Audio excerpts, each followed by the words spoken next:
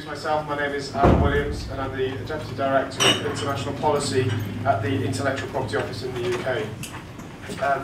Before I continue with introductions, I'm not going to point out the fire exits or the toilets to you, but suffice it to say, if you need any assistance in the building, then there are various Methodist Central Hall staff around. Please just ask them and they'll point you in the right direction. So on with the important matter of why we're here. The UK is a country which invests strongly in its innovation. We understand the importance of research, and it allows us to respond to changing innovation needs in a shifting global landscape. This report, which you're going to hear much more about from much more qualified people than me in a second, was made possible by a wide range of contributors from both the private sector, from innovation communities, governments, international institutions and academia. And it's fantastic to see such a packed room representing all those various sectors today, so very warm welcome. To quickly highlight this morning's programme, we'll firstly hear from our distinguished guests, Baroness Neville-Rolfe and Mr. Francis Gurry, and then the findings of the report will be presented by Mr. Bruno Lanvin, and following that will be a panel session followed by some Q&A. I very much look forward to what I think will be a fascinating morning and a fascinating discussion, and certainly for the Q&A I urge you to think up your questions now, think of some really difficult ones for the panellists, and let's have a good discussion later on.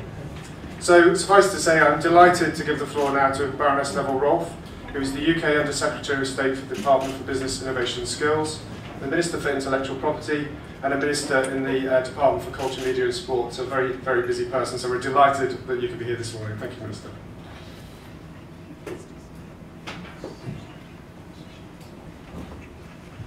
Adam, thank you, and thank you all for being here. It's a great pleasure to welcome you to London, to welcome the 2015 Global Innovation Index launched to London, because the UK is a nation that is proud of its innovators. I think it's in the DNA, in the culture. We all learned about Sir Isaac Newton. We have Crick, who actually found DNA for the first time. Tim Berners-Lee is obviously incredibly important to those of us who care about lots of aspects of Britain, but especially the creative industries.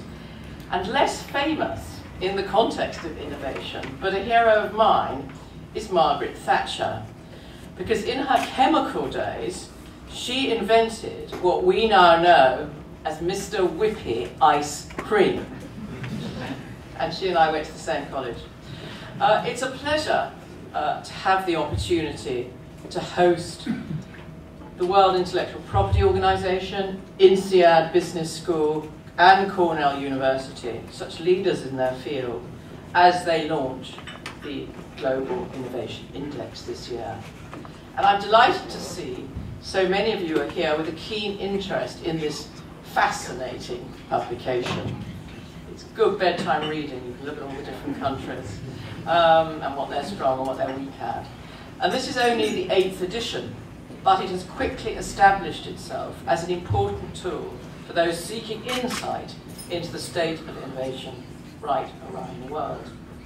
This historic building, Central Hall, Westminster, hosted the very first meeting of the 51 founder nations of the United Nations General Assembly and Security Council in 1946. So it's very fitting, and it's amazing to think how far the UN has come since those early days.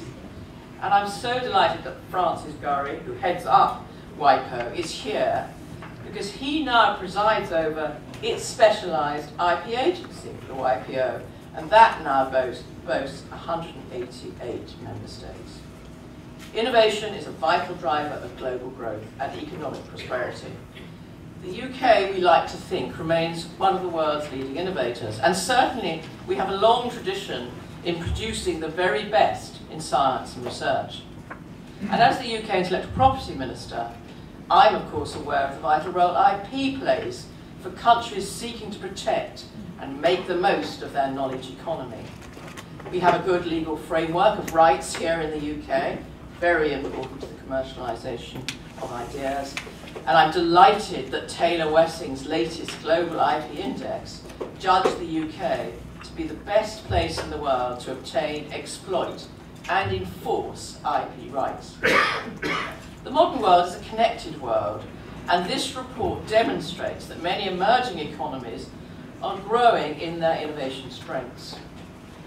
This provides excellent opportunities, of course, for the UK to expand its own collaboration portfolio. And through Innovate UK, the government has established a network of elite catapult centres to commercialise new and emerging technologies in areas where there are large global market opportunities. And I'm delighted to see that Simon Edmonds, Director of Innovate UK's Catapult programme, is on the panel later. So I won't steal his thunder, but I would just like to say that the first 7 catapults are open for business.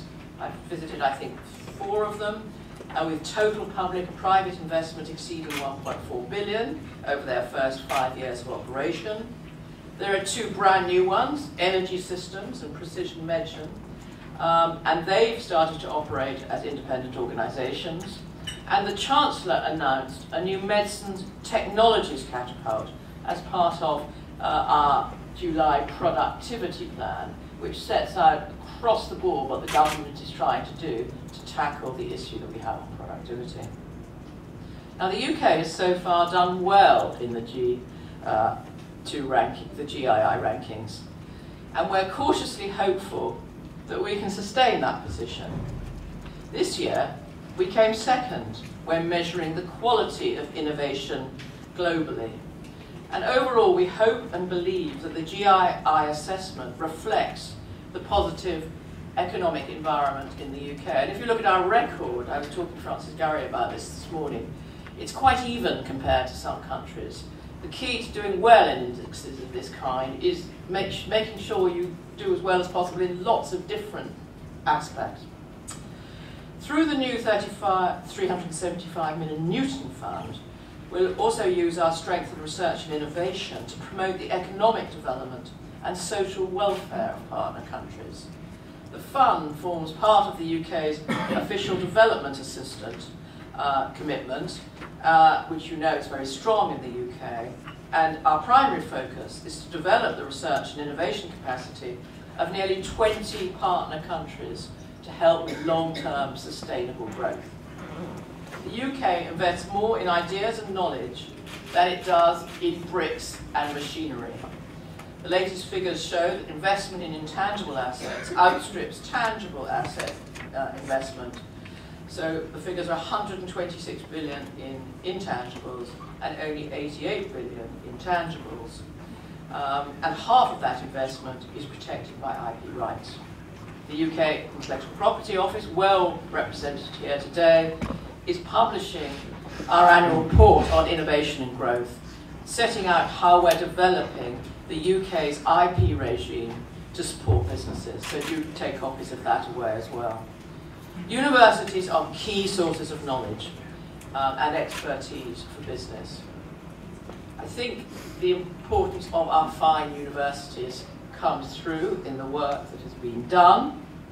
They provide us with the highly skilled workforce necessary to drive innovation, with 38 ranked among the 100 most international universities globally, according to the Times Higher Education World University Rankings. And I think there's also good diversity in these universities, so that is an important area of strength, to which the government is, of course, committed. The right business environment is a crucial foundation for private investment. Government has put in place a range of wider policies to support innovation. We've got R&D tax credits and the patent box, which have a key role in underpinning growth and have supported R&D investment. I think particularly the development side by supporting business to the tune of 13.2 billion. That's been claimed by a total of 15,000 businesses. I think a good tax regime is an important complement to the innovation infrastructure, which I'm sure we'll discuss today. We've also been successful in attracting funding for R&D from overseas. So in 2011, rather an old figure, the UK attracted almost $7 billion of overseas financed R&D. And you can see some of the research operations by overseas companies right across the UK. For UK businesses whose innovations have global potential, collaborating with international partners and opening market opportunities is very important. So our UK Trade and Investment and other innovation institutions have been working to increase the advice and the support available to UK companies that are trading overseas. They've established some strong platforms for collaboration with leading and emerging markets, which we want to make the very best use of as we strive to improve our export performance. Innovation is at the core of the encouraging economic recovery in the UK. I think that's clear. It's central to our future growth. It underpins our competitiveness and helps to capture the new customers and the new markets that will secure income and prosperity for the future. Delivering an environment that nurtures and supports innovative talents is, I believe, a cornerstone of a thriving economy. And so I'm very proud that the UK has retained its second place in global ranking, up I think from 10th in 2011. More importantly, the government is committed to making the best place in Europe to innovate, to patent new ideas, and to start and grow a business. And I'd like to thank you all for your interest in this event, for coming today. I wish I could say, because the panel discussion is going to be fascinating, but I'm afraid I have a parliamentary question on the future of the BBC, which is itself, of course, an important driver of soft power innovation. So I look forward to hearing about the discussions later, and I'd like to hand over, with many thanks for all he does, to the Director General of the World Intellectual Property Organisation, Mr. Francis Gurry.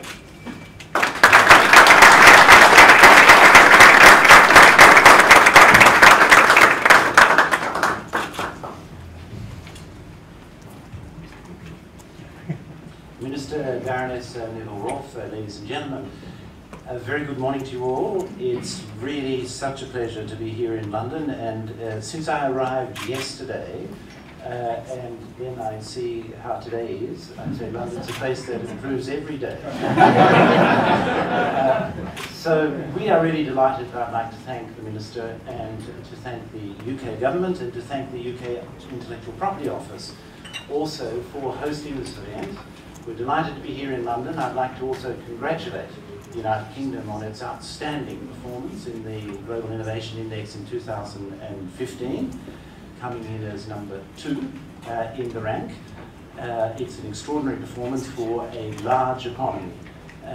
When we look at the performances in the rankings, and the rankings, as we will see in our panel discussion, are not the most important part of the Global Innovation Index. But when we look at the rankings, we see that the top 10 or 15 are dominated by some of the smaller economies, because it's easier to achieve an even performance across a smaller economy than a large economy.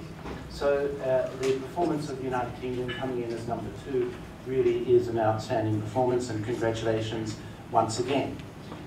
Well, now, innovation, you know, one economist has said that it's something of a fetish now. We're all focused on innovation.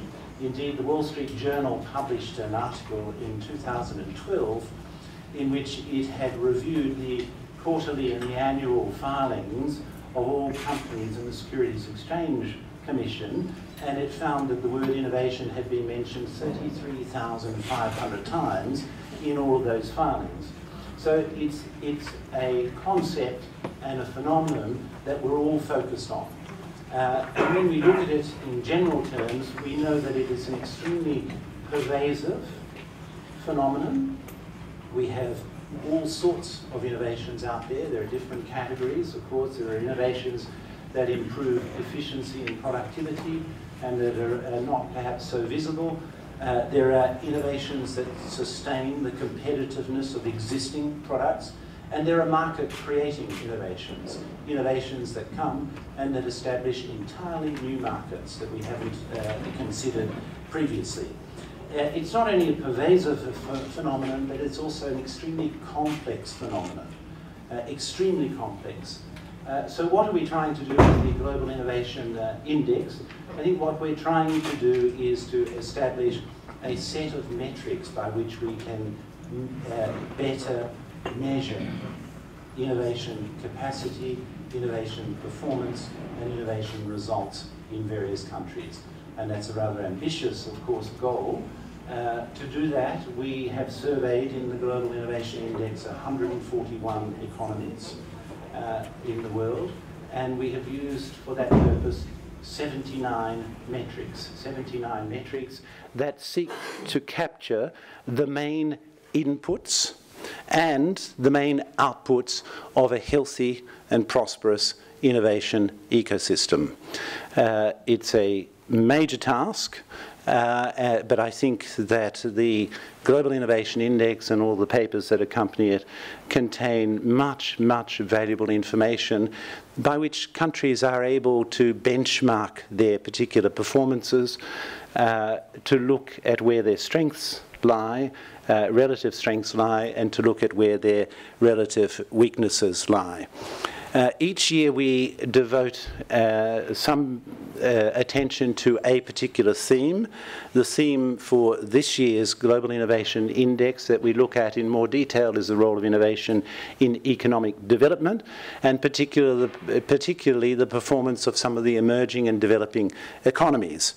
And I think the major lesson that we would take away from looking at innovation in that context is that innovation is a long-term game.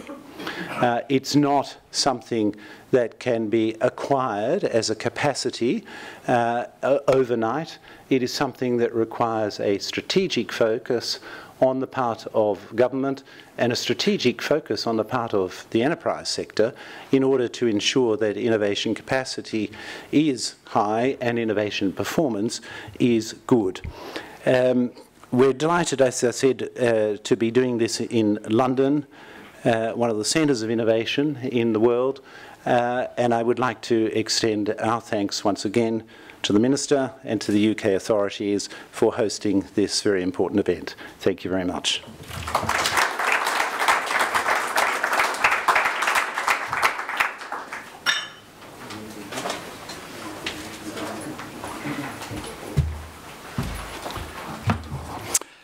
Good morning. My name is Bruno Lanvin. I'm the co-editor of the report Leading Global Indices Practice at INSEAD. I express the regrets from Professor Soumitra Dutta, the founder and creator of this index 8 years ago, currently Dean of Johnson's Business School at Cornell, who could not be with us today. So please consider that he's also behind the presentation I'm going to make. Like Francis, I'm very happy to be in London, the place where France will win its first Rugby World Cup.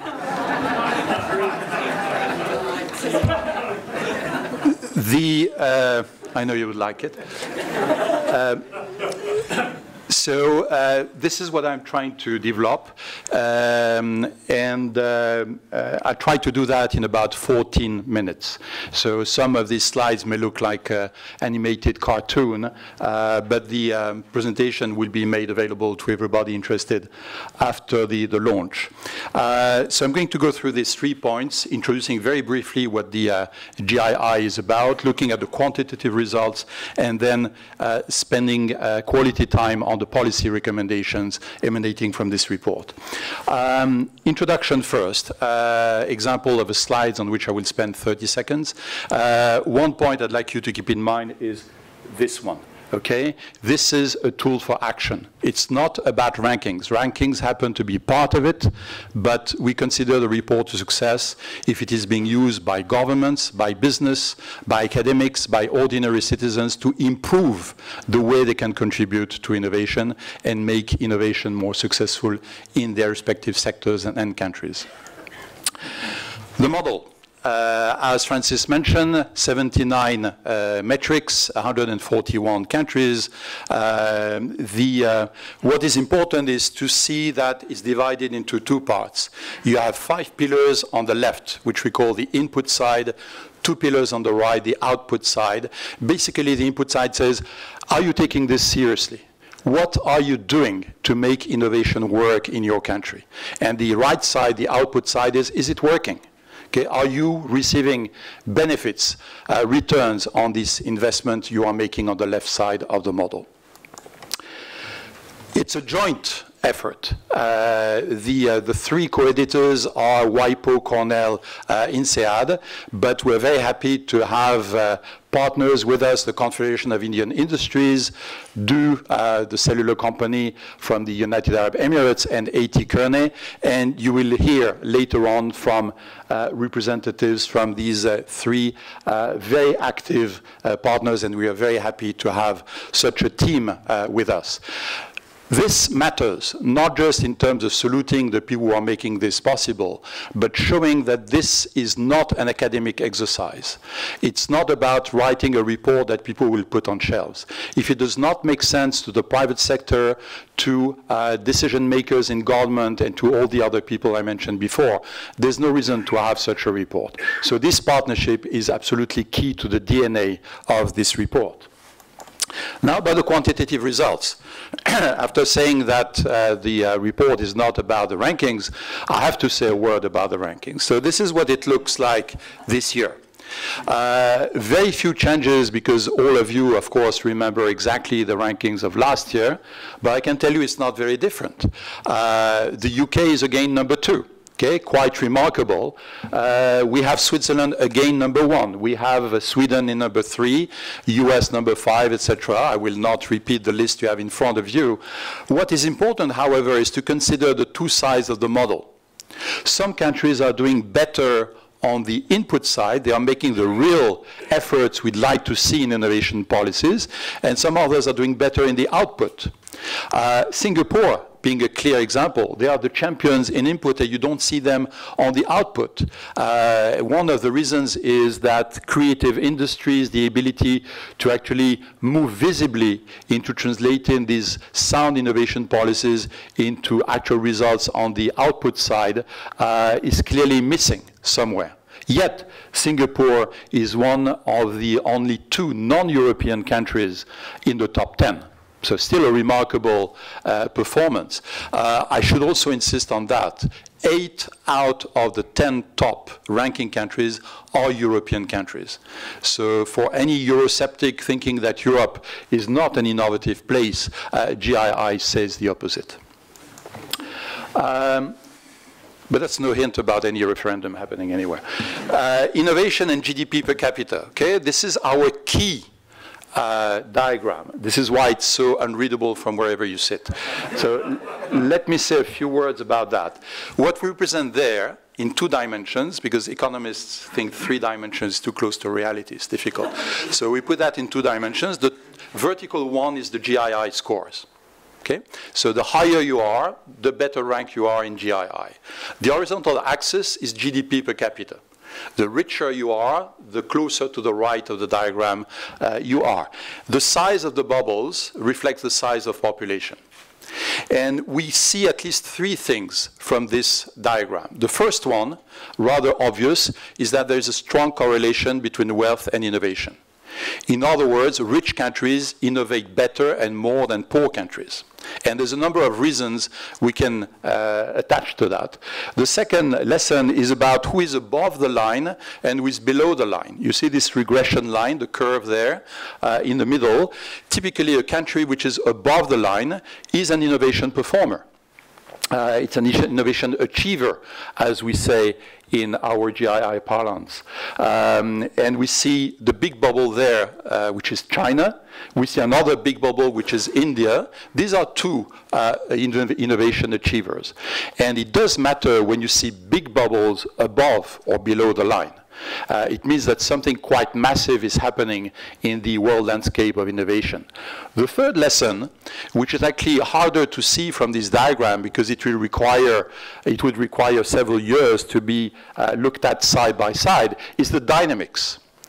And what we see is that there is a dynamic that brings a number of middle-income countries, I shall come back to that in a minute, closer to the champions of GII. Those big bubbles, especially China, ranked 29th this year, is moving fast. And when a big bubble like China is moving fast, indeed it shows that the landscape is changing very fast in terms of who will be the champions of innovators tomorrow. So these are 3 of the lessons we drew from this rather complex diagram. Regions. there are good lessons, interesting lessons to be drawn from each and every region around the world. So one way of sorting that out is to look at who are the top 3 in every region. So I will not paraphrase the slide you have in front of you. Clearly, the top 3 in Europe happen to be the top 3 in the world. So we have there, again, Switzerland, UK, Sweden, no surprise. But if we look, for instance, at a region like Southeast Asia and Oceania, we see Singapore number 1, in spite of what I said earlier about improvement that can still be made on the output side. It's very clear that if Singapore performs as well on the output side as they do on the input side, they will become the champion of the world tomorrow. But let's look also at the sub-Saharan Africa region, whereby we see a number of countries, including one of the BRICS, South Africa, but also smaller economies like Mauritius and Senegal, showing the world that indeed innovation also happens in Africa. So we have interesting lessons from all regions in the world. If we try to do the same in terms of income group, clearly we see that among the high income we still have the champions we had over the world. But if we look at upper middle income economies, China, ranking number 29, is above many rich countries. So already the innovation performance of China is spectacular. The same can be said for Malaysia, 32nd in the world. And we have other countries in the same group like Hungary also moving up the ladder rather quickly. Same is true for lower middle income and low income countries. Again, the same thing is countries can perform above where their income per capita would predict. And there are reasons for that. And one of them is policies, which is the theme of this year's report. I will come back to that in a minute. Key messages. Okay, we have selected 6 key messages that emerge from this analysis. The first one is that if we look at the top performers, quality matters. In other words, what makes the difference between a top-ranking country and a high-ranking country is to be found in quality of innovation. Quality of innovation includes factors such as the quality of universities. And clearly, when you think about the US and the UK, the existence of world-renowned high-level universities makes a difference. This is still a magnet for talent. It's a point of reference for innovators around the world. And many of them just don't come here or to the US to get training.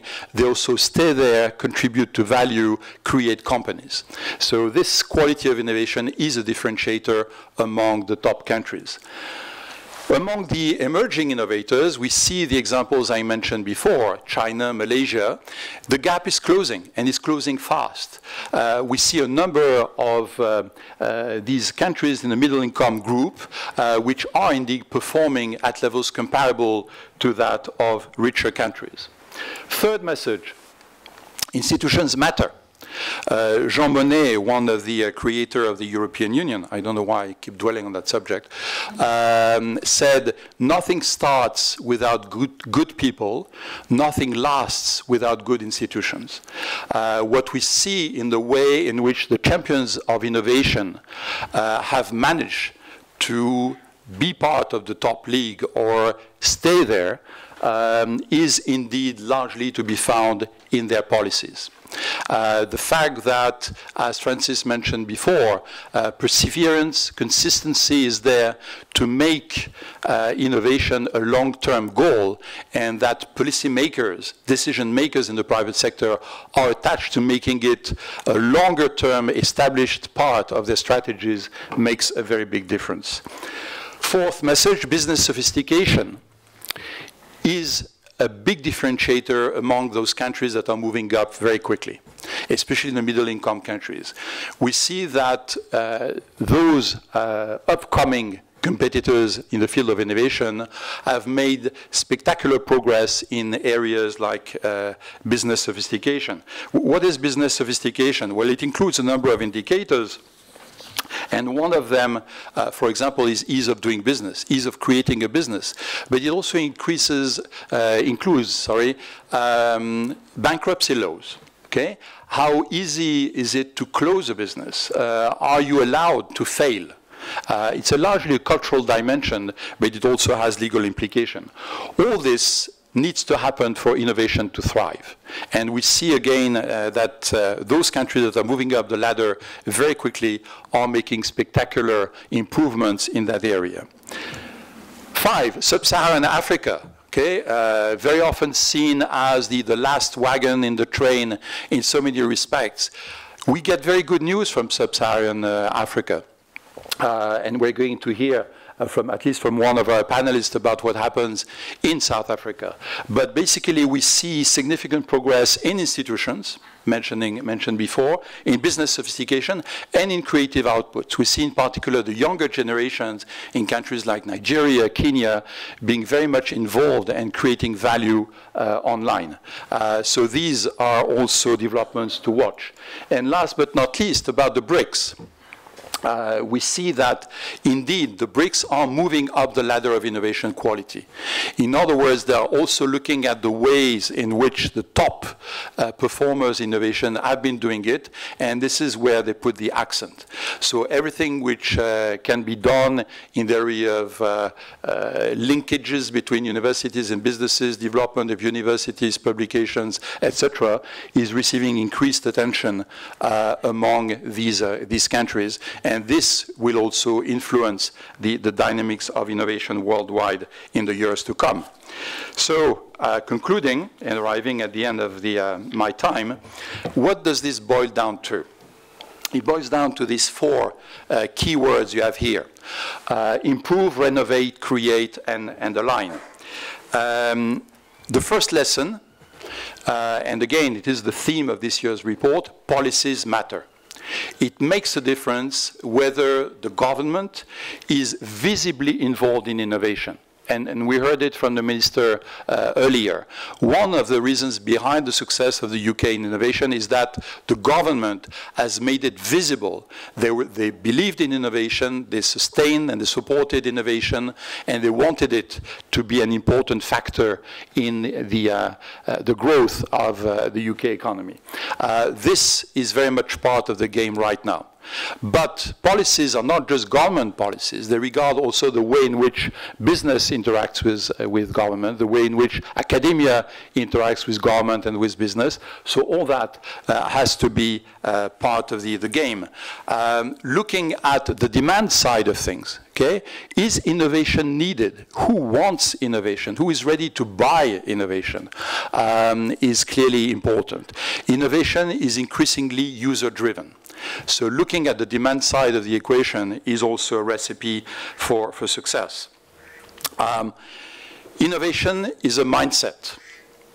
To be a successful innovator, you need everybody to think about innovation, to want innovation, and to contribute to the extent they can to making innovation a success. And again, the public sector, the private sector, academia, ordinary citizens have an important role to play. Last word. The mindset of innovation cannot be created by decree. It is something which is very cultural. As Francis Gurry mentioned before, the spillover effect have to be considered. One has to root innovation in local capacities, in local history, culture, geography, to make it a success. And we are all learning. In the field of innovation, we are all learners, but it's really exciting learning. So we're all here to learn and hear from you, and I hope that the panel discussion that will follow will allow to get deeper in some of the issues I'll try to outline in this very short time. Thank you.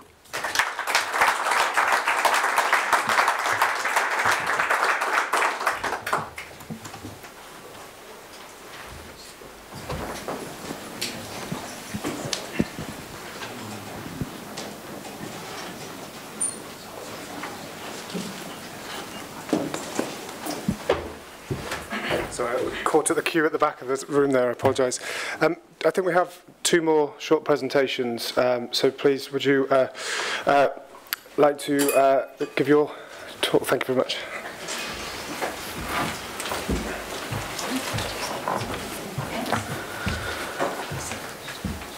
Ladies and gentlemen, and esteemed colleagues, Assalamu alaikum wa rahmatullahi wa barakatuh. First of all, it's an absolute honor to stand in front of all of you today. We are extremely pleased to be collaborating in the 8th edition of the Global Innovation Index. To be in this gathering of personalities and intellectuals, it's truly humbling. DO's ongoing commitment as a knowledge partner to the Global Innovation Index is an indication of our collaborative spirit and responsibility to nurturing innovation. In today's dynamic environment, we have moved from unshared certainties to shared uncertainties. To thrive in today's technological ecosystem, collaboration, creativity, and drive are paramount. Coming together on an international platform to align our visions and move forward with an innovation agenda is a vital step in this direction. We must now look at countries like Singapore that has created a thriving economy on the basis of innovation, or destinations such as Silicon Valley that has been hailed for decades as the center of innovation thinking. Innovation attracts real talent and derives the tangible economic benefits associated with it. The pace of change is evolutionary, disrupting norms and conventions, and transforming economies and society as a whole. To keep pace in this dynamic environment and citizen-centric ecosystem, a collaborative approach toward knowledge diffusion becomes of extreme importance. Telecommunication today provides an infrastructure and ecosystem that enables innovation across the entire value chain. We became the catalyst of a broadening culture in which innovation thrives. Closer to home, the UAE government national strategy is touching upon key aspects of the ecosystem and infusing the required investment and expertise to collaboratively provide direction. This is in line with other resource-rich countries working hard to diversify the economies, and innovation is key to this. As a telco company based in the UAE, we are investing year on year in building state-of-the-art infrastructure to serve as a backbone for organizations to build both services and empowering tools to deliver competitive advantage to a dynamic marketplace. More importantly, we empower society to benefit by redefining our approach. We have collaborated with like-minded organizations such as MIT to keep stride in the growing ICT requirements. Going with this approach of shared responsibilities today, we are collaborating with multiple organizations to support the UAE leadership in creating a smart city. The realization of the ICT sector being a strong catalyst in bringing about transformation and spurring innovation will help governments and other stakeholders in realizing the innovation agenda undertaken. Innovation is the shared responsibility, one that promotes original thinking, competition, and drives economic growth. It is a robust force that will define new models of society and new models of civilization. And that, ladies and gentlemen, is extremely exciting. Thank you very much.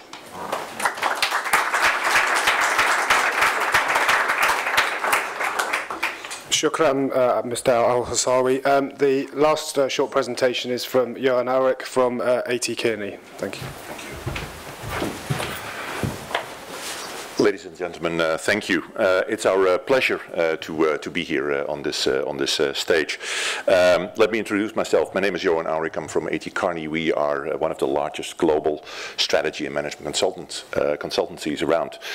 Maybe you can tell by my name I'm of Dutch descent, and I can not claim ever hoping for a rugby championship, as you can imagine, with that nationality. And even the football one is at the moment in doubt. So I was still happy to see that at least my home country ranks number 4, so that was a little drop in a pool of misery, frankly.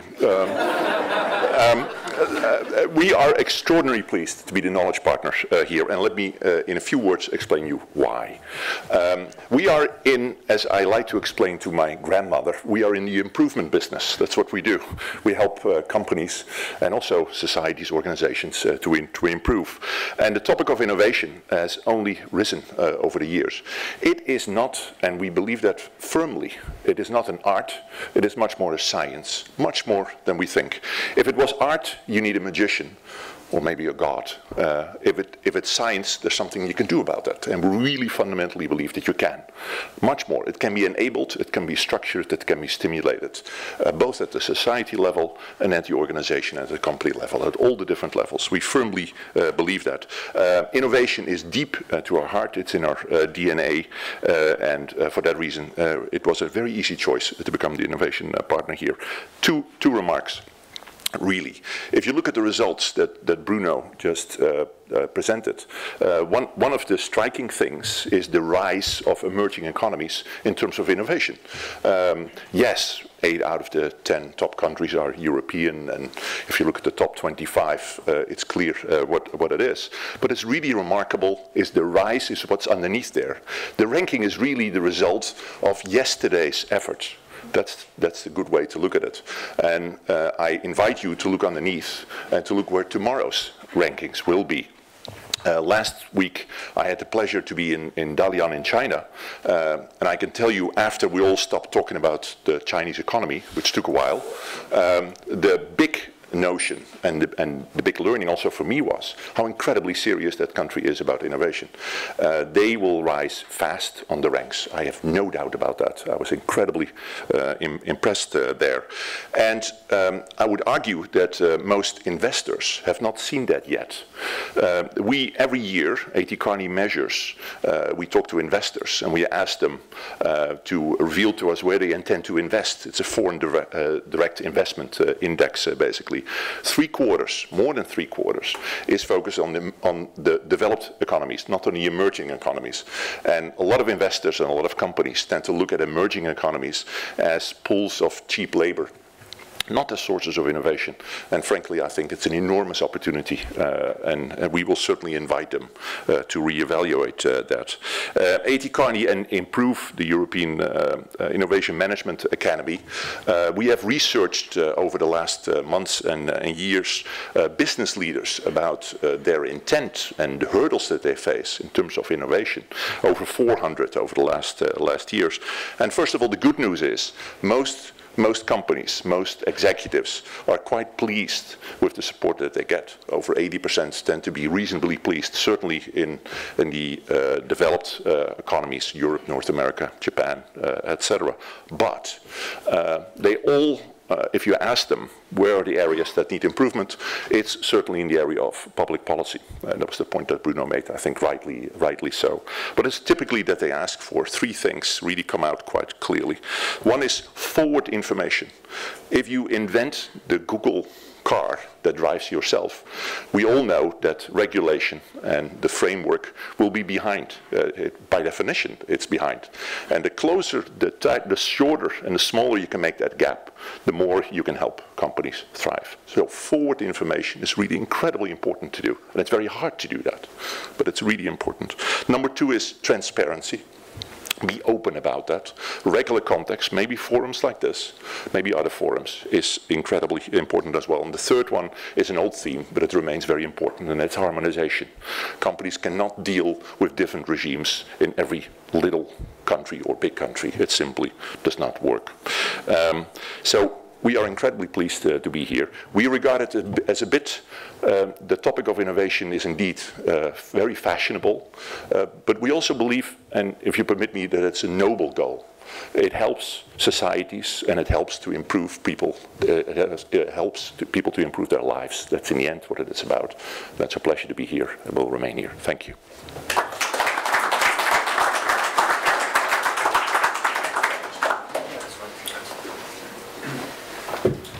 Thank you, everybody, for those insights into the report and to the insights of partners and collaborators on the report. I think now's the time for the audience to do some work as well. So we'll move into the panel session. I'll ask Director General Gurry to chair the session. The panel's entitled Empowering the Innovation Economy for Growth and Development. So if the panel members would like to take the hotspots, and please, thank you.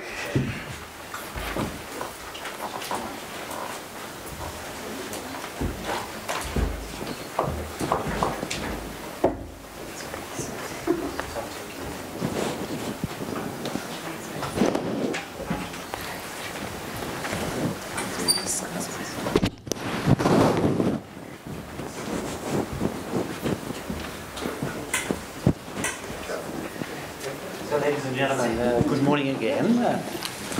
Now we have a panel discussion, and we hope that this will be a very interactive event.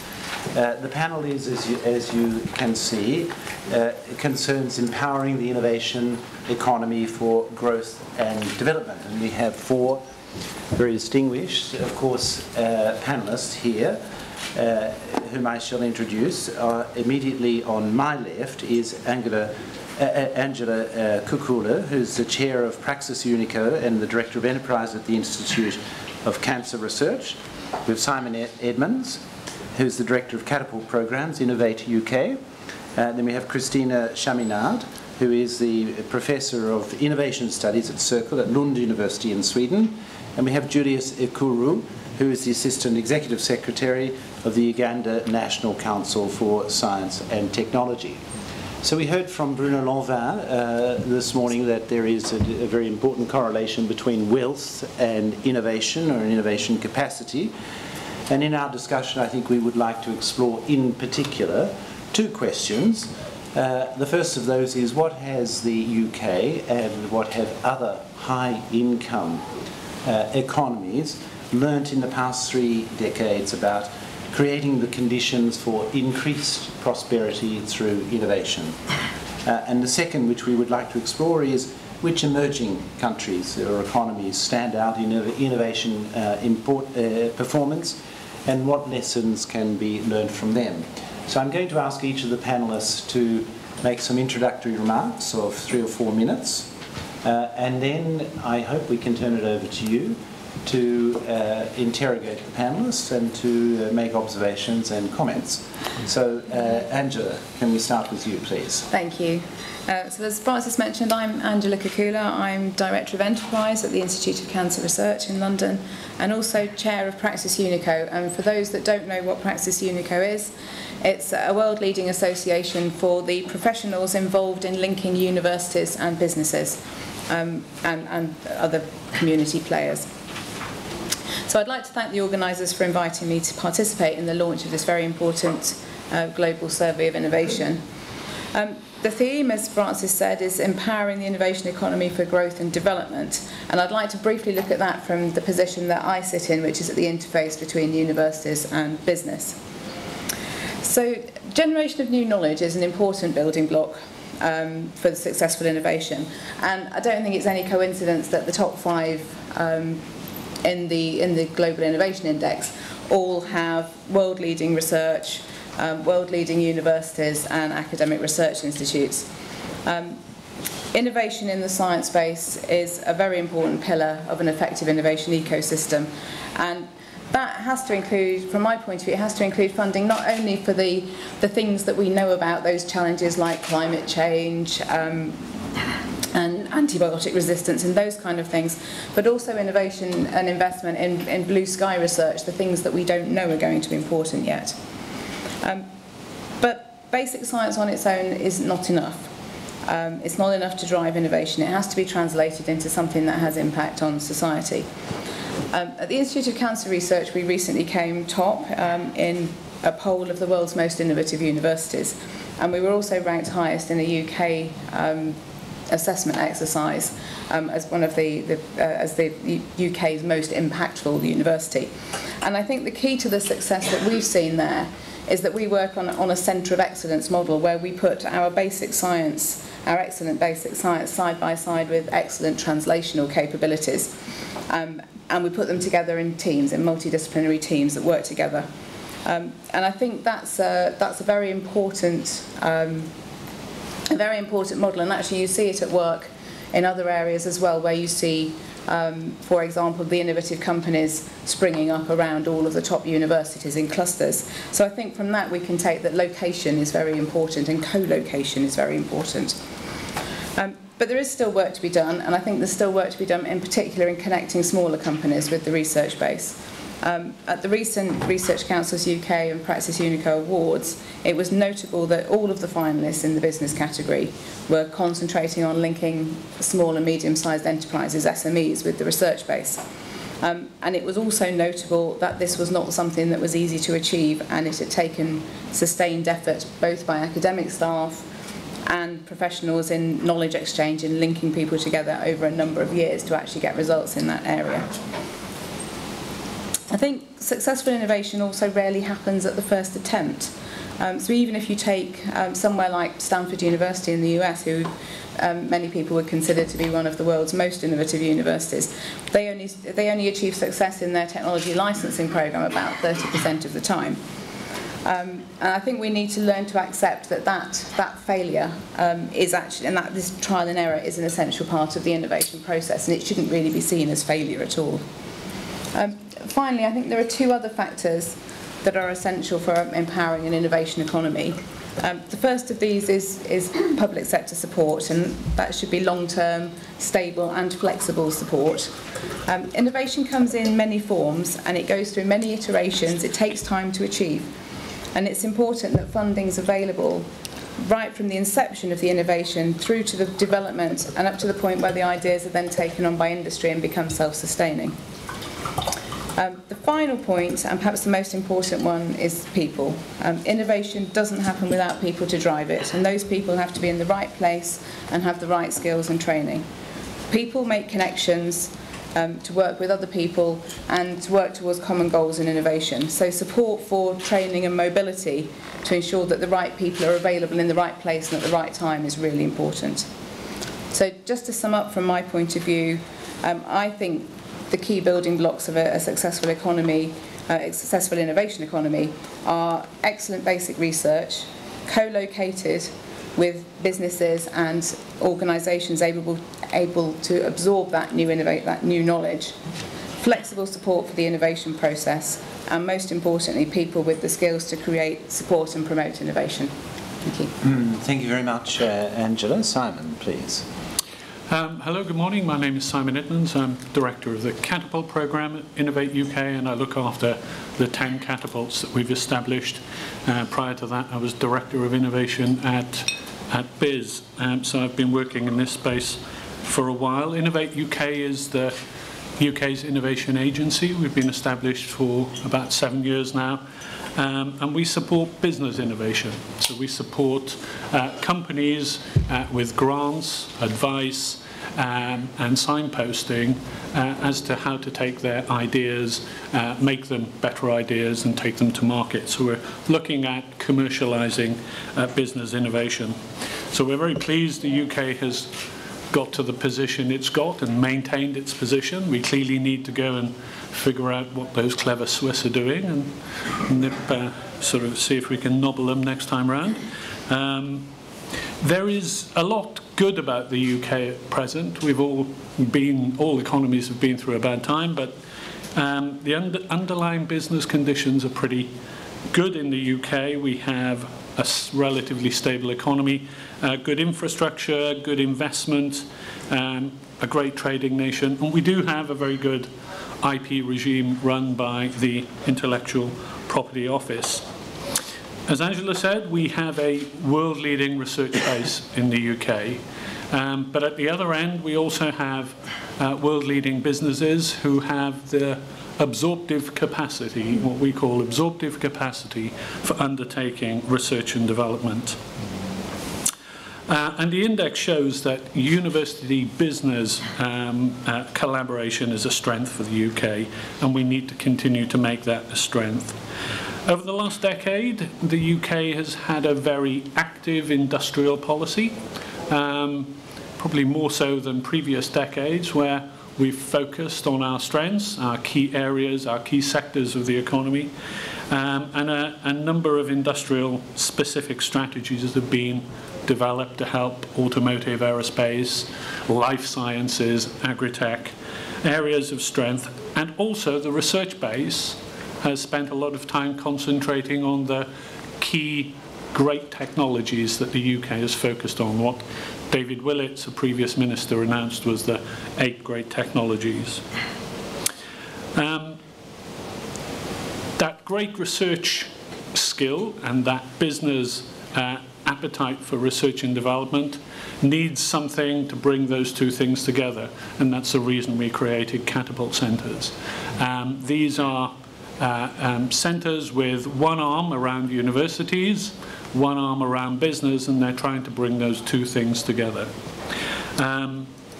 Since 2010, as the Baroness mentioned this morning, we've developed this network. We now have 10. The biggest and most impactful at present time is high-value manufacturing, which is up and running for at least 7 or 8 years in previous guises. And the chairman is here today, and we'll be able to interrogate him as well. You see these centres in other economies. So in Germany, they have Fraunhofer, in Denmark, DTI, in the Netherlands, TNO. So there are structures that are similar to the UK. The centres have knowledge, skills and equipment. That's what we provide. It's hugely important for companies of all sizes, but really critical for mid and small sized businesses. And for us, that's been a big focus. We've absolutely changed the funding from 7 years ago, where Innovate UK was grant funding predominantly large corporate businesses and their supply chains. 60% of our funding these days goes to startups, literally 1- and 2-person companies, and small, medium businesses. And that's a huge driver of innovation in the economy. So support for innovation in SMEs is a big focus. They need help, they need a lot of mentoring, they need access to finance. So it's not just us as a granting body. So I think the UK innovation system is a story of development over the last 2 or 3 decades. It takes time, it continues to develop. As Bruno mentioned earlier, consistency, communicating and perseverance is critical. You can't stop-start, you can't cut innovation and expect economic growth. You need to be consistent. And Francis, I totally agree, it's a very, very long-term endeavour by both universities, companies and government. Thank you very much, Simon. So, Christina, Sweden is a consistent high performer in innovation, consistently. You're Professor of Innovation Studies at Lund University. Please. Yes, thank you very much. What I'm going to talk today is really not so much about innovation in Sweden as a high performance, but I'll give an overview of innovation policies in developing countries, and particularly in the achievers of this year's Global Innovation Index report. This year's GII provide really good evidence on the role of policies in supporting catching up processes in low-income and middle-income economies. It also provides very good insights into the specificities of innovation systems in these countries, as well as the particular challenges of innovation policies in these countries. And I think that we can draw some lessons, actually, that we can learn from that. Let me go one by one on the specificities of innovation systems in those countries, in low-income and middle-income countries. It is worth highlighting the fact that about 70% of the economy, for example, Uganda or Kenya, is in the informal sector. So these countries have very high proportion of informal sector. Most of the small and medium-sized companies have very limited or no absorptive capacity. The infrastructure is still in construction, the hard infrastructure So the kind of challenges that innovation policymakers face in these countries is substantially different from the one that we, for example, face in Sweden. In terms of innovation system in middle-income countries, we can see that they are really fragmented. We can see some pockets of very innovative industries, very innovative regions that are surrounded by firms, by regions, by industries that are not innovative at all. So how to address this bipolarity of the innovation system is quite an important challenge. If I look at the high achievers or the countries that have been highlighted in this Global Innovation Index, and I try to extract what are the lessons in terms of innovation policy, I would say that there are 4 things that I would like to highlight. The CELA model, so to say. Policies need to be comprehensive, the C. Policies need to be evidence-based. They need to be long-term and they need to be aligned. And let me go one by one. They need to be comprehensive in several senses. They need to understand innovation in a broad way, not only innovation as R&D, not only innovation in high-tech industries, but actually innovation in all industries, also including capability building, also including design, also including some technical training that is not university training. They need to embrace all sectors, and we have really good examples of Kenya that has some actions particularly tackling innovation in the agricultural sector. I mean, one of the actions highlighted in the report is the iCow initiative, which I think that is extremely interesting. And they need to be comprehensive in the sense that they need to tackle all elements in the innovation systems. That is institutions, that is actors, and that is linkages. And we have seen so many examples in developing countries, in emerging economies, and also in this year, GII, in which efforts are concentrated in just one pillar in the innovation system. And we know that in the long term, efforts need to be done to tackle all 3. Not only institutions, but also actors and competences and linkages. For example, Georgia is one of the examples that has been tackling institutional reforms, but that is still has a challenge in terms of tackling competences and linkages. So it needs to be comprehensive, it needs to be evidence-based. And that is why it is so important to have this kind of indicators. But I would like also to highlight the importance of developing new metrics. For example, if the informal economy is 70% of the economy of these low-income countries, it is important also to grasp some indicators that actually allow us to understand innovation that is happening in the informal sector.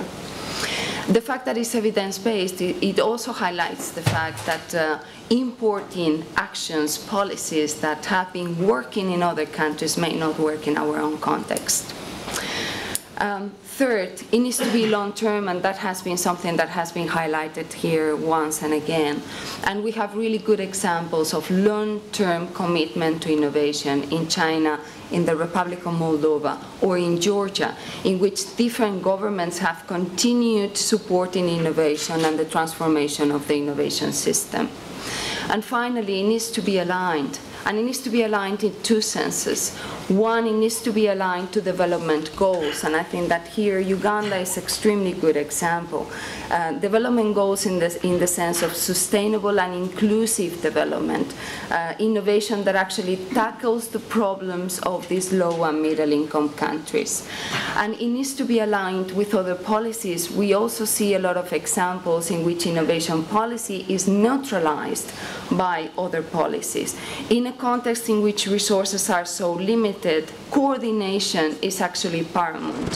For example, coordination of innovation policy with education, with trade, with industry policy, with foreign policy attracting FDI, or infrastructure policy. So comprehensive, evidence-based, long-term, and aligned. Thank you very much. Thank you very much, Christina. Julius, please. Yes. Thank you, and good morning to everyone. So I'm Julius. I work and live in Uganda, very close to the shores of Lake Victoria. And Lake Victoria is the second world's largest freshwater body, and also the place that the River Nile starts its longest journey towards the Mediterranean. So I work for Ugandan National Council for Science and Technology, and this council is an autonomous government agency that provides advice on science and technology policy, as well as providing support to scientists and helping them to translate their ideas and products of research into usable goods and services for societal benefit. I want to thank the WIPO and all partners for inviting me to be part of this very important discussion. So I would like to note very clearly here that there is an innovation wave that is sweeping across the developing world, not least in Africa. And I think from this report, we could see that innovation is actually happening in Africa as well. So, and most of the countries are seeking accelerated growth and having aspirations for higher income status. And we see, and I think something which is very encouraging is that these aspirations have been enshrined within the long-term visions of these countries, as well as the short and medium-term development plans and strategies. So I think that is a very vital first step towards having a sustained and committed journey towards innovation and growth. And then it is widely recognized that private sector should drive growth, but of course this growth must be inclusive and also sustainable. And private sector needs to be not only productive, but also competitive. And for this reason, most of these countries, including those in Africa, recognize that science, technology, and innovation are critical to be the driving force for private sector growth and development. The challenge that we have is to have a mix of policy interventions that foster innovation and growth. The other challenge that we have is to make investments in science, technology, and innovation that truly meet the development needs and aspirations of these countries. And I think what I'm very glad about reading this report, you could see some very practical suggestions that countries like Uganda could take up to improve their GII rankings. So there are some opportunities which are also highlighted by the report, and I just want to mention three. One is that there is a shared understanding that innovation is necessary to attain competitiveness and growth. And this, I think, is an opportunity that countries like Uganda and those in Eastern Africa and the rest of the developing world can harness. The second opportunity is the growth of universities. Over the last 2 decades, we have seen universities more than quadruple, and also student enrollment in the universities actually increasing astronomically. So, but the challenge is the university system has not been exploited so far, and we see this as a great opportunity.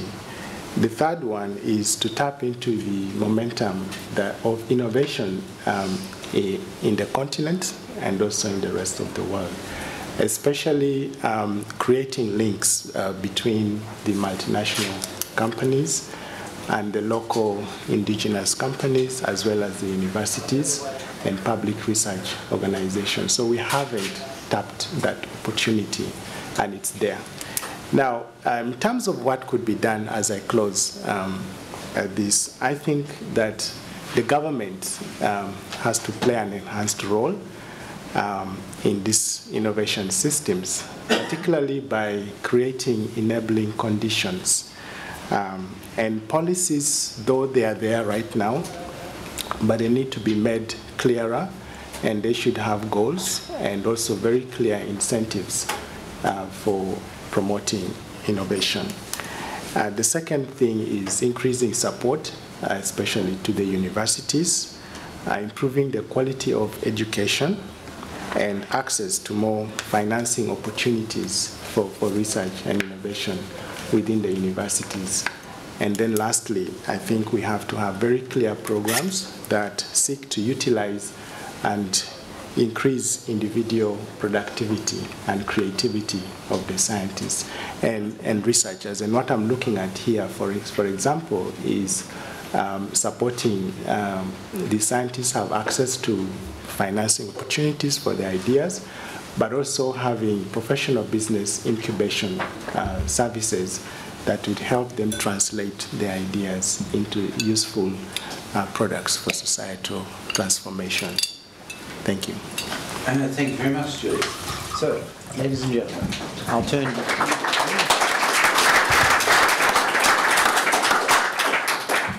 turn first to you to see if I see Alan Dixon. Yes, please, Alan. Would you like to start off? Yes, I'd like to ask Julius, what government policies you think are important in your country and in the developing world generally for promoting innovation, and particularly how does intellectual property link in and help innovation in your country? Yeah, thank you. I think some of the most important policies that could help promote innovation is the industrial policy, industrial development policy. And then, of course, tied to the education policy, as well as the science, technology, and innovation policy.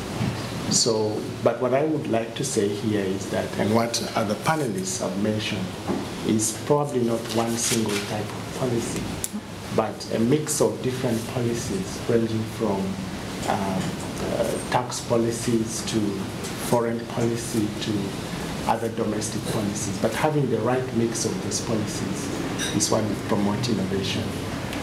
Concerning intellectual property, we see this as a very good enabler for innovation. And as somebody said earlier, intellectual property is an indispensable condition, but not sufficient to promote innovation. Nevertheless, it's something which we've taken seriously, and throughout in Uganda and in most countries in Africa, we actually see the relevant laws on intellectual property are there. And the next step is for the universities and research organizations and private companies to actually have their own individual systems within the organizations to leverage the benefit of these policies and laws. Thank you very much. Yes, please, lady here. I'd love to hear your thoughts on the rather significant role that gender inequality plays in innovation. I hadn't heard much of that as part of the report and wondered if you thought about it. So the role that inequality plays. Gender inequality. Gender inequality plays. So I'll turn to the ladies, if I may. Angela, first of all. Yeah, it's an interesting question. I mean, I think we would all strive to be at a position where actually gender, race, disability, all of those things didn't matter, and innovation came from wherever it was being created. But I think we are still in a position where certainly in things like STEM subjects, women are underrepresented, and there are things government can do to help that, to encourage women and girls to go into science, technology, maths, and those areas. And I think that's something we should all concentrate on to make sure that the opportunities are there for anyone, regardless of their gender, race, or whatever. Christine? Yeah, I just I think that diversity is very important for innovation, and then, I mean, inclusiveness of the women in innovation processes is part of increasing that diversity.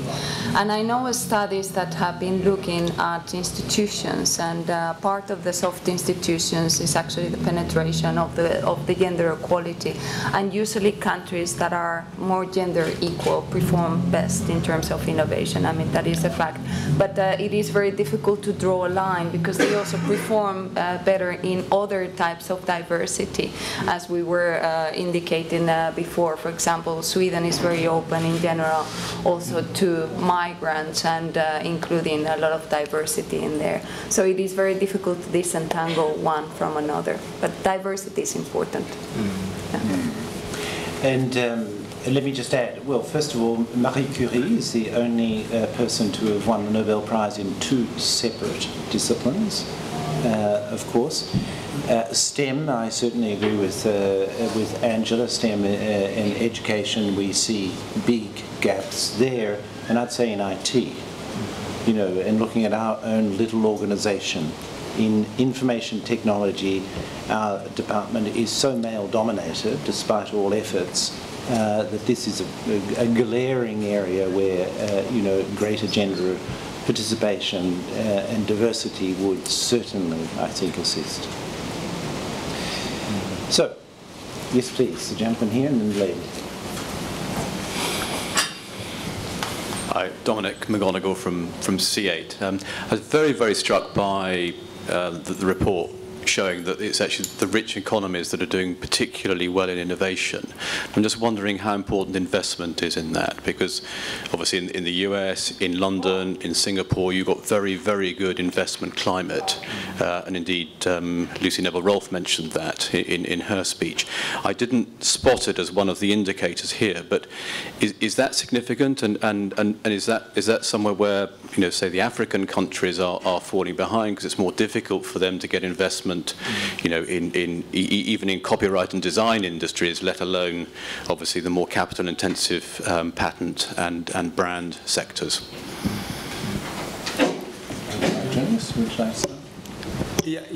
I think investment is critical, and those opportunities are limited in countries like Uganda. For example, we have people who have great ideas, or they have developed a technology, but getting somebody to actually put in money there and help them move the idea along the innovation value chain is difficult to come by. And this is why we think that the governments need to play an enhanced role. Why? Because the private sector itself, of course with the exception of a few countries like South Africa and others, but the private sector is still small and weak, and is not very ready to invest in high-risk ventures. So we think that government, in the meantime, has to play an enhanced role, not only in providing the policy framework that encourages investment, but also by actually making investment itself. And I'd say, as far as the index is concerned, investment is covered in a number of different ways. It's covered in investment in research and development, investment in education institutions, and then, importantly, in business sophistication, the availability of capital markets and so on. So it's a very, very important theme. Any other takers on Simon? I think investment is a powerful driver. We certainly see that in the UK. We have a lot of investment. It is a great investment climate, as you say. I think possibly in the developing world, what I see from some of our catapults is a huge, quite a speedy uptake of innovation. So one of our catapults dealing in satellite applications has great uptake of some products using mobile applications in Africa, particularly in agri-tech. And that speed and willingness of using new technology is also a great driver. It does take investment. You need to have the networks, but everybody seems to have a phone. Everybody seems to have a desire to get some get some access to information. So that's equally powerful, I think. Please. In the context of the 2015 GII, just first of all, a very brief comment, and secondly, a question. In 1899, the American Office of Patents recommended that its office abolish patents because everything that can be invented has been invented. So, I think we're glad that he was wrong, and it's very interesting that there's this theme running through, which this is a long-term policy. And clearly the link between intellectual and innovation has been proven. So my question is to the panel, in our experience of micro and small innovators and informal economies, there would appear to be a lack of connectivity between research, academia, research and grassroots business reality. How does the panel feel that this could be improved? So who would like to start? Christina? Yeah, I mean, I can only refer to some initiatives that I know in Tanzania, in which, I mean, they were trying to link the University of Dar es Salaam with the informal sector. And that was being done through NGOs and other local organizations. For example, also trying to get them used more often, testing facilities. So it is really not so much about really radical innovation, but actually doing research, providing solutions for the informal economy and trying to tap on the creativity of the informal economy to produce solutions for the industry. And that is being done through local intermediate organizations. I think that we haven't emphasized enough the role of intermediate organizations, which are very specific in each system of innovation, very locally and rooted sometimes, but sometimes international organizations play a very important role in linking those two actors in the innovation system. Yeah, I agree with that. That's the premise of our Catapult Network. It's the premise of most intermediary organizations. I think the other thing that's important is getting our hands on data. So we have great research going on in many economies across the UK, across America. You know, finding out about it is often very difficult. So a researcher will be doing something fantastic and will be doing it for a very good reason, but not any, you know, getting access to that and finding out about it and linking that to a business, whether it's a large business or a small business, is very, very important. And I think the more we open up our data and the more we have good platforms to find out who's doing what, innovation will get a real sort of kickstart, I think. Yeah, I think that's very true, and I think there is still a lot to be done in linking particularly small businesses to the research base, as I mentioned in the opening, in my opening remarks. I think part of the issue is small businesses are often a bit too heads down actually running their business to really look up and think about what else is going on and what could be driving their innovation in the future. And so I think we need to in some way create the space for them to be able to do that and to have time, and that's something that the catapults are doing, something that a lot of universities are trying to do with some of the measures that we're putting in place to help small businesses. And perhaps let's not forget that in highly developed economies you have large informal sectors, particularly in the creative industries, with an important connection there with, of course, innovation. Please, Julius. Yeah. Practical example from Uganda to Tanzania and Mozambique. An example from Uganda, Tanzania and Mozambique, and also now I think increasingly in Rwanda, the concept of innovative cluster development, where the universities are encouraged to work with the small, medium-sized businesses and also in the informal sector, as well as the government. And we have seen very good outcomes of this. And then secondly, the people in the informal sector, though they can't go for, patents or other types of IP of that nature, but there are probably lesser types of IP like utility models or even use of some kind of alliance agreements to protect whatever new idea they may have come up through that kind of cooperation. So I think encouraging these types of, the lesser types of IPs might also encourage collaboration between the universities and the small, medium-sized businesses and informal firms. And I just wanted to, I mean, one of the very interesting things I think that is happening in Africa is the extraordinary development of mobile applications that is actually helping very small, I mean, micro businesses, basically agricultural businesses, providing them information not only on markets and prices and so on, which was done a long time ago in Taiwan, for example, but also providing them information about which best crop to use, for example, regarding the conditions that particular year and so on and so forth. So, I mean, there is translating information on research, so to say, on new crops, on that are more plague resistant or climate resistant to the informal sector through these applications, which are far more developed, I think, and that is one of the lessons that we could draw, I think, from these low-income countries. These are far more developed in Africa, for example, than in other continents. So the lady here, please, and then the gentleman, and then third one here. Just behind you, just behind you. Oh, behind you. Sorry. Thank you. This was a very interesting presentation. I'm actually thrilled to see so much data on developing and emerging economies and innovation. The question I'm going to ask is based more on the presentations because I haven't read the report. There was a sense I got that a lot of emphasis is being given on policy. This is not wrong in itself, and perhaps this is the way the world ought to be, but if you look at the reality of many emerging countries, the governments just don't work. I mean, you know, in England I've met people from other BRICS countries, and we always laugh about the stories of corruption. They are not only similar, there are many.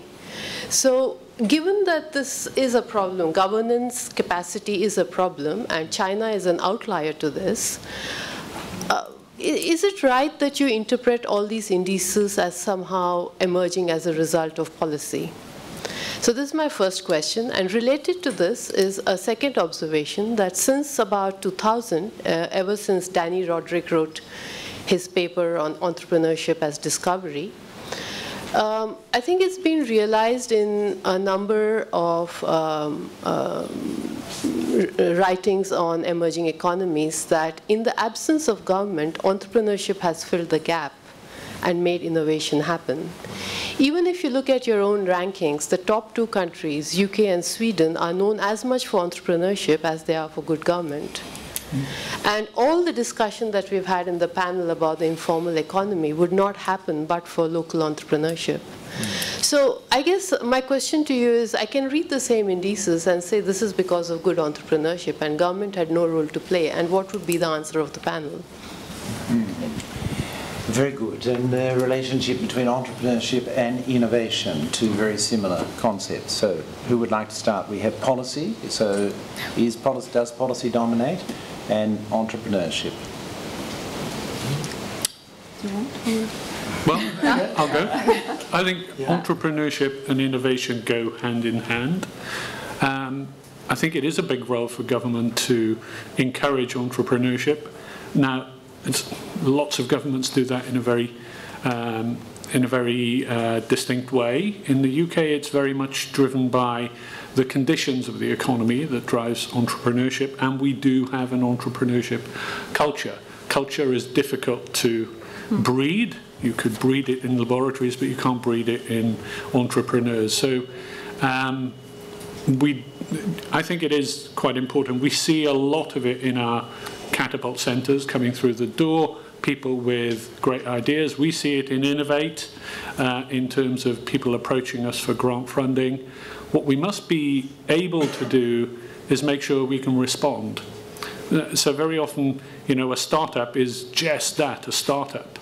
And we must be able to give them some kind of grant or some kind of encouragement rather than say, well, come back when you're a more established business. So we have to be prepared to take some risks and help entrepreneurs, I think.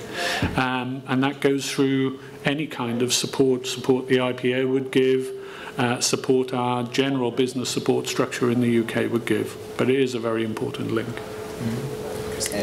Yeah, I was all the time thinking not only policies in the very narrow sense as the action of the government, but actually institutions in general and institutional change, and that's the way that I have been thinking about the theme also of this year report.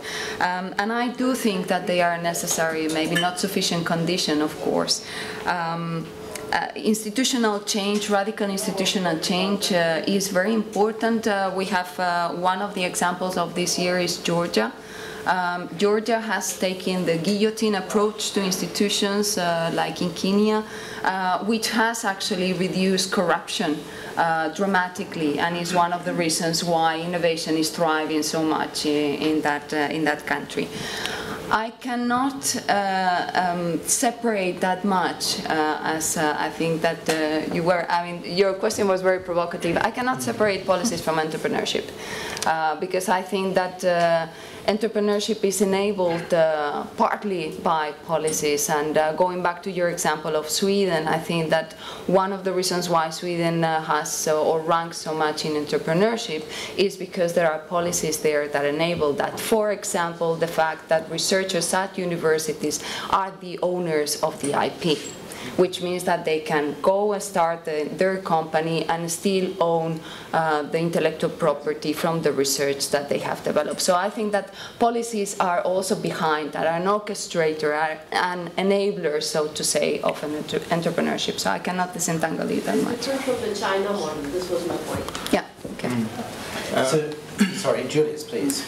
Yeah, I wanted to say that what we often see is really a mix of interventions by government and also by other actors in the private and non-government organizations. And sometimes we find that policy co-evolves with all these other innovative processes. And sometimes you find that policy actually drives. And for me, there are two good examples I would give here. One is over the last decade, you can easily see that the governments, especially in Africa, have developed long-term visions as well as short and medium-term development plans. And they are very clear on the role of innovation in driving development. So that's at a much broader level. But then very specifically, some universities and different research organizations have actually integrated in entrepreneurship in their curricula. So in most of the courses you have entrepreneurship. And then you have dedicated organizations, like in Uganda we have an agency called Enterprise Uganda that does nothing but promote entrepreneurship. So I guess what I want to say, I think policy at times should be allowed to co-evolve with some of these innovative processes. So now, look, we don't have much time, so I need to take one question from this side and one question from that side. And then if we have time, a final word from each of the panelists. Please, the gentleman here who's been patiently waiting. Thank you. Eddie Leviton from the Alliance for Intellectual Property. In a world where essentially anyone can become a creator and can transmit that creation globally, how do you protect the rights of individual creators and ensure they get remunerated? And then how do you deal with the disruptors who can often have a positive effect but also can have a negative effect on existing intellectual property? That sounds a question for you. Well, it's a large question, isn't it? Well, look, I think that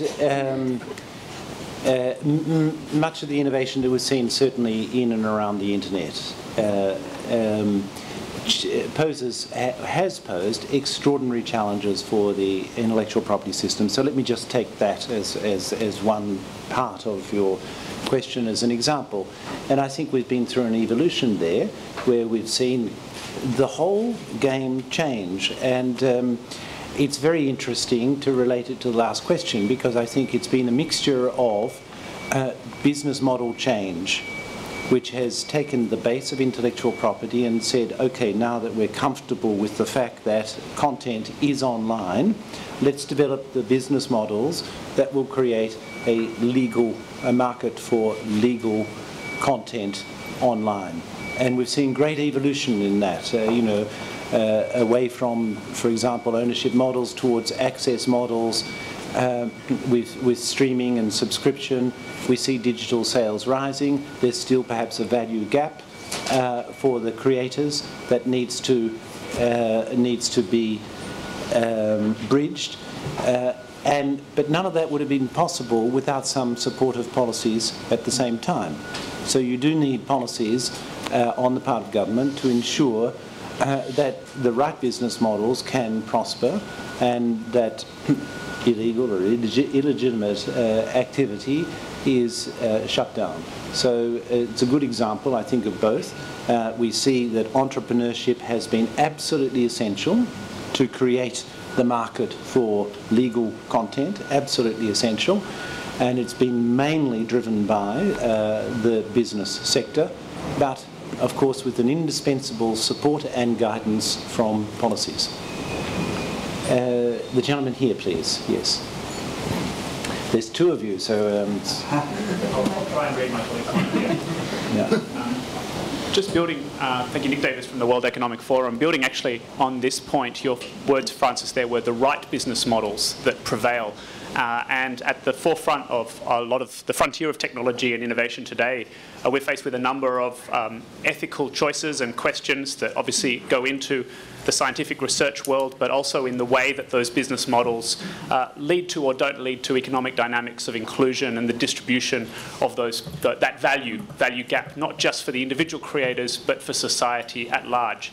And I wonder if here there's a thought about how we start to get towards Johan's call for forward-looking policy and regulatory discussions which help us make those choices towards the right business models without us going too dangerous direction when we're really here at the frontier of disruptive technological change. A hard question, but I think something I'd love to hear the insight from the panel. Yeah, wonderful question. So let's start with Simon there, because Simon, you mentioned 8 key technologies. Yep. And a focus on that, and that raises a very interesting question. To the extent to which is this policy driven, or to the extent to which it's market driven. Okay. The reason we choose the things that we choose are basically UK oriented. We're looking at things that we are very strong in, things that we have great research capacity and great business capacity. I think a little bit about the last question as well, which I did sort of rugby pass it over to you, Francis. Open innovation is something that we're very aware of within our catapult centres. We see the most benefit in developing platforms and developing technologies where actually the information is as open as it can be. Now, obviously, there are commercial considerations. People come to work at our centres and they absolutely don't want the world to know what they're doing. And in some cases, we shield the rest of the world from that. And that's for specific good reasons. But most of the really exciting innovations is very open, and we try and make it a policy that much of the work that we do there is going to be open access. So one of the great technologies that the UK is very good at is additive layer manufacturing, commonly called 3D printing. We have a very, very open system looking at how this will work because it is going to transform parts of manufacturing. There is no question about it. Now, if we kept that in a little silo, in a box, we wouldn't get the spillover benefits that we're going to see in vast numbers of other sectors. So open innovation, I think, is a key thing for us. And it's difficult with, you know, people wanting to protect their rights. So it's a difficult balance. Yes, Christina, please. Just a short example, actually, from Sweden. I have known recently there are some provinces in Sweden in which the government is using the startup funds to only give it to entrepreneurs that come with a social innovation project. And this is a very, I mean, maybe it's a smaller scale, but it is a way to promote certain kind of businesses which are more ethical, more inclusive, more sustainable in the long term.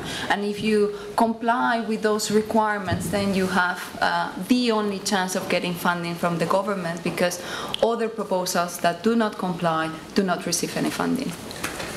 I think it is important, though, that the policies are flexible. So we've looked at things like the 8 big challenges that the UK government has set, but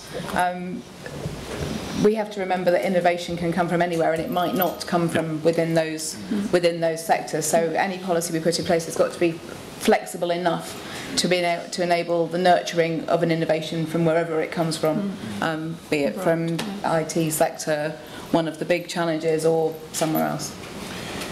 And just a quick word on what Simon said. I think it is very true, open innovation, and it leads to, I think, the interesting dilemma of the tension between cooperation on the one hand and competition on the other hand. And that's something that I think intellectual property can actually play a role in regulating. So I'm afraid we've run out of time. We've overrun our time. I'd like to thank our panelists very much for this. I'd like to thank you all for your active intervention. I'm sorry we didn't have more time to continue the discussion, but thank you very much.